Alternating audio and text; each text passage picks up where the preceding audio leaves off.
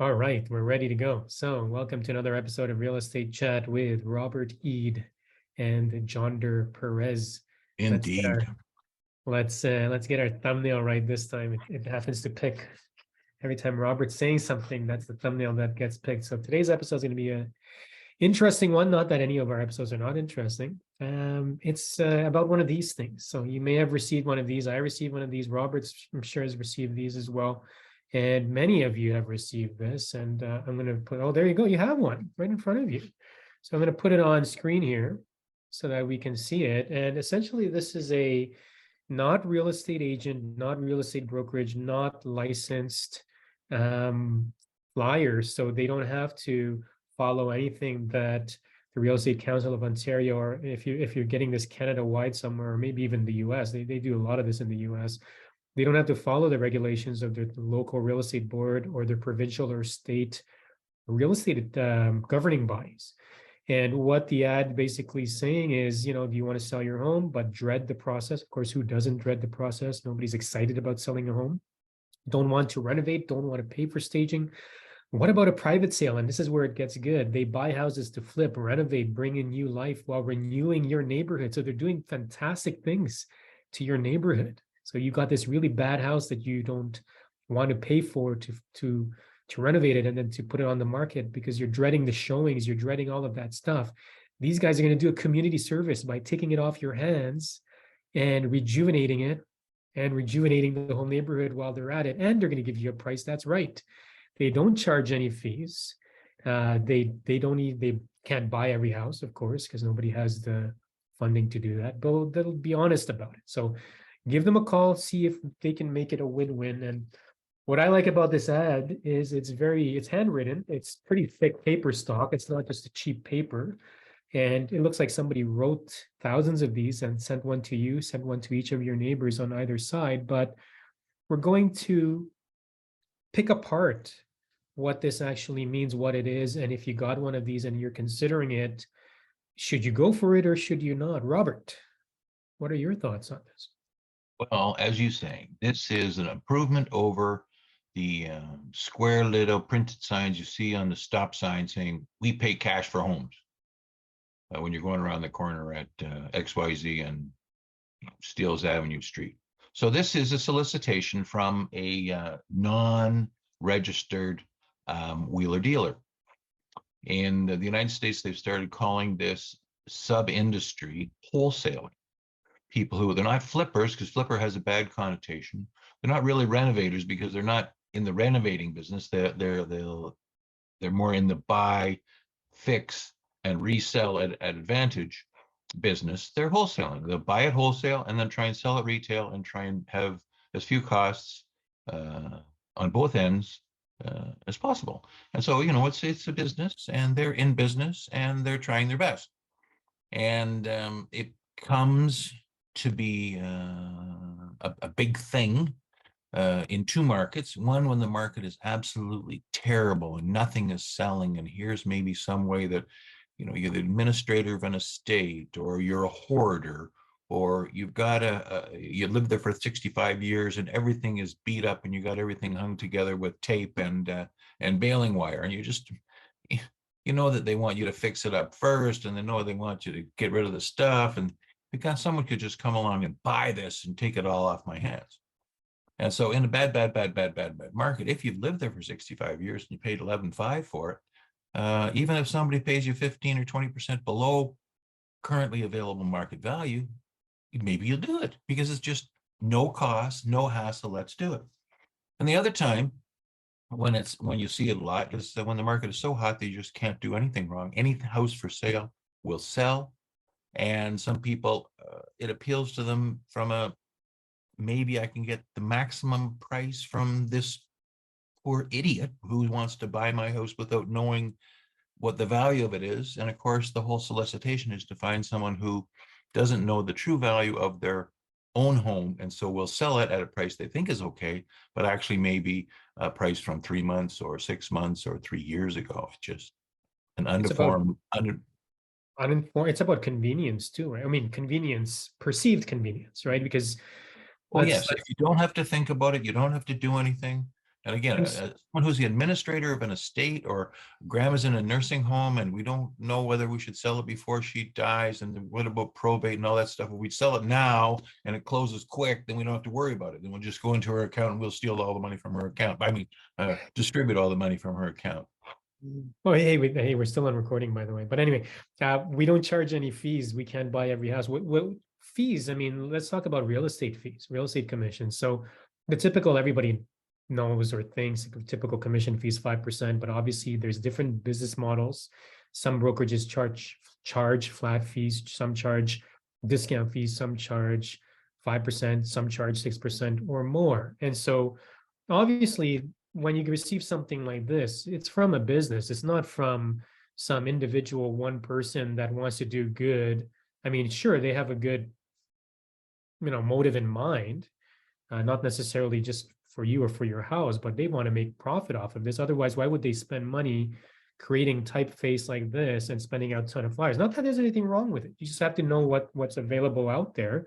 But basically, when you're looking at commissions, let's hypothetically look at a 5% commission, 2.5 on a listing side, which is what the seller would pay for out of their share, 2.5% for a cooperating brokerage or a buyer's brokerage, which also the seller pays for. So if you're looking at $1 million home, 5% commission here, at least in Ontario, with 13% HST, you're looking at 50,000 plus another 13%. So if my math is right, it's what, 65,000? Did I do that math correctly? $1 million. 65,000 with HST, something like that. 50,000 plus HST, right? 5,315, 5,165, something like that. So you're looking at over $50,000 plus HS with the HST as commission. And so for somebody to buy the home that would sell today in a market price of 1 million, for a house, first of all, to sell for 1 million, it would have to be in the shape of $1 million home. So let's say I get this flyer, Robert. What should I expect if I want $1 million for my house and I think it's worth 1 million, but it's not in any way, shape, or form worth that million? What could I possibly get out of somebody like this? Well, you're going to get 10% less than the worst case scenario.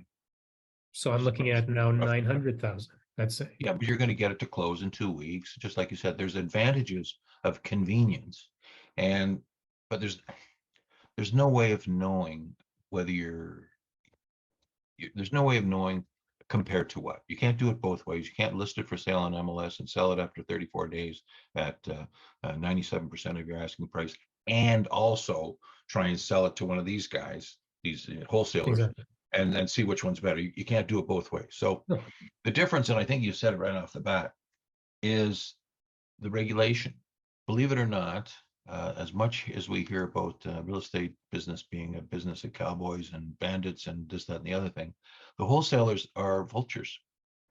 And all their nice talk here, bottom line comes down to, if you do not want to sell your property at a price that's advantageous to them, because there will be a commission built into it, because they got to pay it out on the other end, then they'll just say thanks for the coffee and leave. And you just got to be prepared for that. If you deal with someone who's registered in the province of Ontario, we call it registered, then they have to undertake to become your representative. They have to put their needs secondary and your needs become paramount. And that's what we call agency. It's where they become working for you and you must be served first. So And that's the biggest on a private distinction. sale, there is no such thing like that. And it doesn't seem apparent until there's a problem. Because it's more than just a price. The contracts that we use are like 4 pages long, and there's lots of boilerplate fine print, and there's a million things you can stick into an agreement, one clause, and it makes either a loophole or just in case, and the guy can't get the financing and all these things. Contract is much more than the price. The deposit's important, who's holding the deposit, all kinds of things go into it. And if you've done it 50 times, great. If your lawyer's done it 100 times, great. But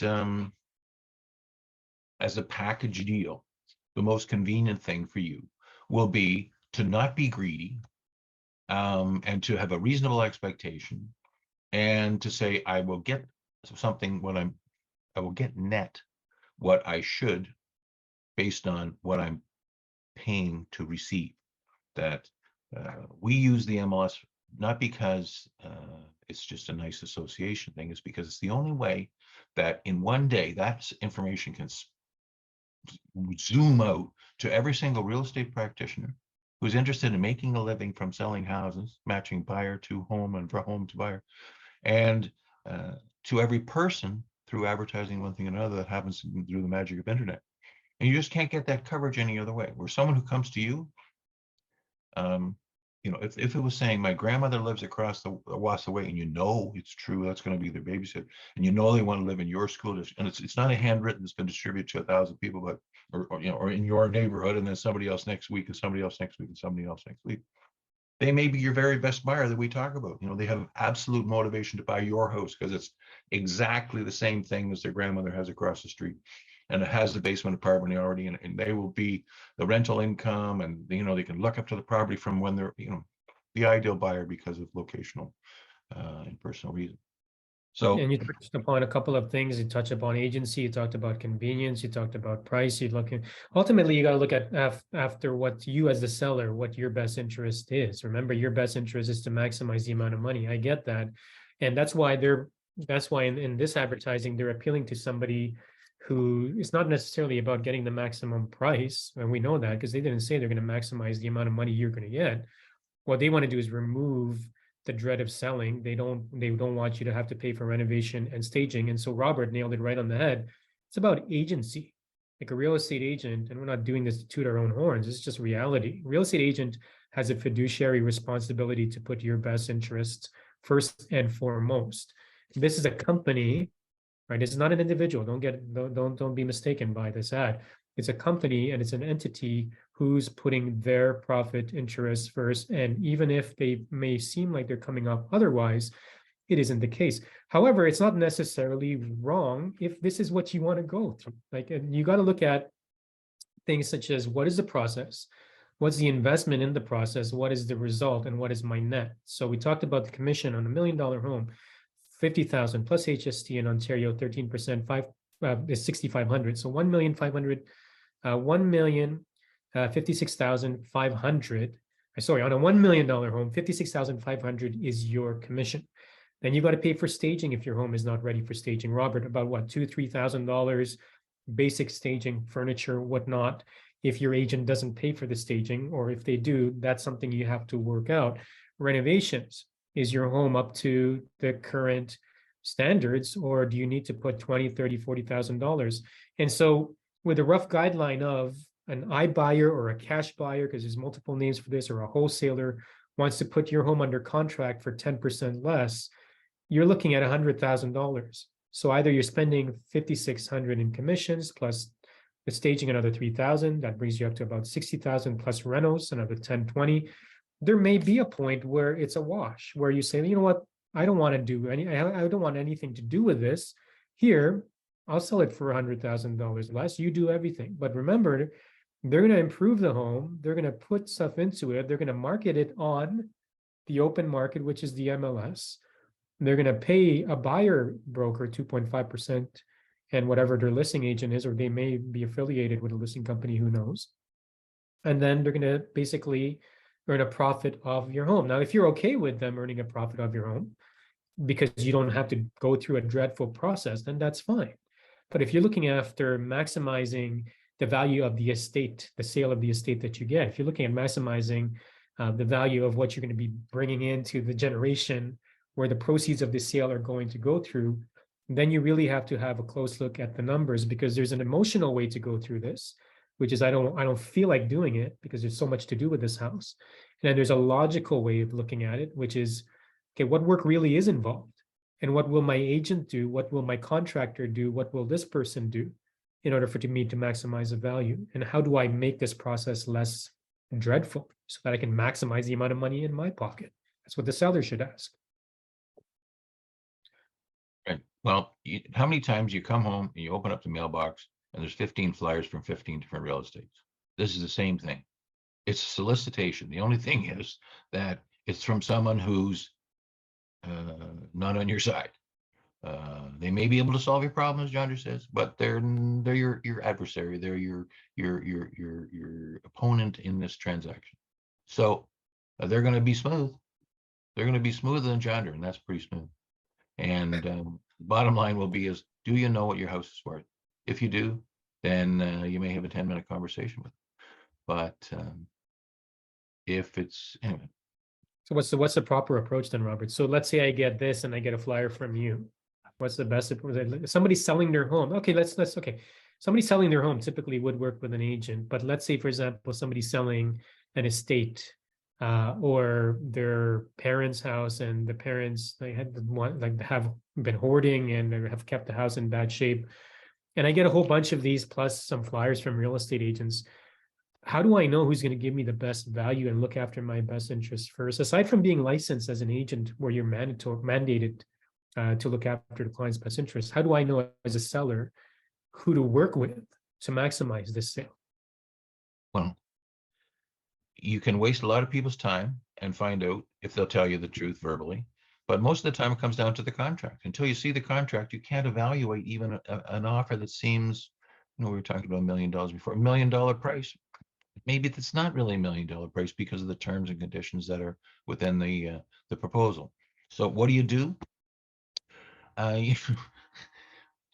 call them in, say, sure, come on over tomorrow at 7:30. I'm hoping to get 1.7 million for my place. And they'll say, well, nothing in your street's been for 1.7. You say, well, yeah, well, mine's great. And like, let them come. Let them come. Let them think you want 1.7 for $1 million house and see what they do. They're not in the appraisal business. They're in the business of telling you what they do. And they say, well, you won't have to do this. You won't have to do that. You say, yeah, I'm prepared to do that. I want a 1.7. I'm going to call a real estate tomorrow to do just that. And, we can't tell you not to do it. We can tell you what it is. It's a wholesaler. And if you want to sell wholesale. And by definition of what wholesale is, they're not going to pay market price for that house. So I think the biggest misconception, the biggest misconception is I get one of these, they're paying what my neighbor sold for. No, they're not paying what your neighbor sold for because they need to make a profit out of selling. And they have to build a margin in there. It's like a guaranteed sale that we hear you see on the sign there. Buy this home, we'll buy yours. So that's called a guaranteed sale plan. And what they do is they figure out, okay, your house is worth $1 million. So worst case scenario, I'm going to give you a backup plan. If your house doesn't sell in 37 days, then I'm going to buy it, except I'm going to buy it for the 6% minus 3% minus 3%, 15% less. Now, I know you don't want 15% less. You want 100% minus fees, but this is your backup. So in the worst case scenario, if it does not sell, if you're pushed against the wall, that you'll have a backup. So as a backup, it's great. But these guys aren't giving you a backup. These guys want to sell your house and take some of your money and keep it for themselves. Absolutely. And it's a business. It's a business, right? So again, we're not, to conclude this episode, it's not about right or wrong. It's about what's right for you as a seller. Bingo. We've given you our opinion of it because it's not that we don't have an opinion. Of course, we have an opinion on it as well. And we're on the side of licensed realtors. And we have a vested interest. So of course, we're from the point of view that. So the solution, you as a seller, interview the real estate agent, interview this, give them a call. Don't let them pressure you. Be open to the facts and see what it is that you're going to get from either side. And then you make a decision on who to believe. If you like these real estate chat videos, click on the like button, click on the subscribe button. If you have any questions about this episode in particular, or if you have any experiences you want to share about this, put it into the chat. We love the comments here. So put it into the chat. And we will be covering more of these topics: wholesaling, iBuyer, guaranteed sale. Now that we've opened up those cans of worms, we're going to look and dissect at each of these business models. And great discussion. Anything, Robert, you'd like to say before we finalize today and before I give these guys a call?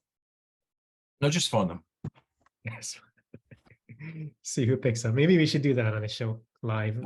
We would be pulling their leg. No, we wouldn't do that. So thanks for joining us here on this episode of Real Estate Chat. Stay tuned. Got more episodes to come. Bye for now.